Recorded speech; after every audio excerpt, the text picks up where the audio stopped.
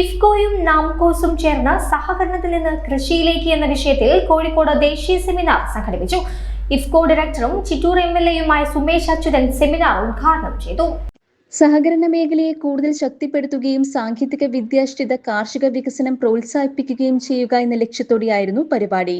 Indian farmers fertiliser cooperative ലിമിറ്റഡും Navakerala agri and allied multi state cooperative സൊസൈറ്റിയും സംയുക്തമായാണ് seminar സംഘടിപ്പിച്ചത്.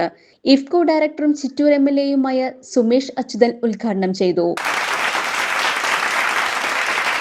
സഹകരണ മേഖലയിൽ കാർഷിക വൃത്തി കൂടുതൽ സജീവമാകുമെന്നും അദ്ദേഹം പറഞ്ഞു.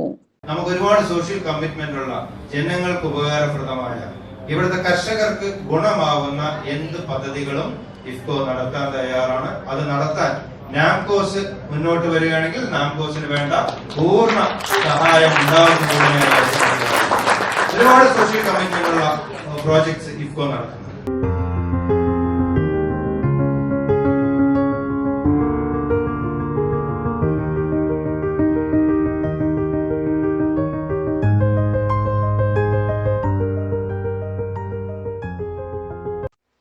നാംകോസ് ഉപദേശകനും എക്സിക്യൂട്ടീവ് ഡയറക്ടറുമായ ബിനുജി കുറുപ്പ് അധ്യക്ഷനായി.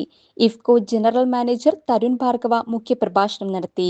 ചടങ്ങിൽ നാംകോസ് കിസാൻ പാസ്ബുക്കിന്റെ പ്രകാശനം, നാംകോസ് ചെയർമാൻ KB ശ്രീരാജും നാംകോസ് വിതരണത്തിനായി ഏറ്റെടുത്ത ലൂബ്രിക്കന്റ് ഉൽപ്പന്നങ്ങളായ ആസ്റ്റോൾ, ഫാൽക്കൺ എന്നിവയുടെ launching Namcos executive director Kavinath നമ്പ്യാരും നിർവഹിച്ചു. ഇഫ്കോ കേരള ഹെഡ് A മണികണ്ഠൻ വിഷയാവതരണം നടത്തി.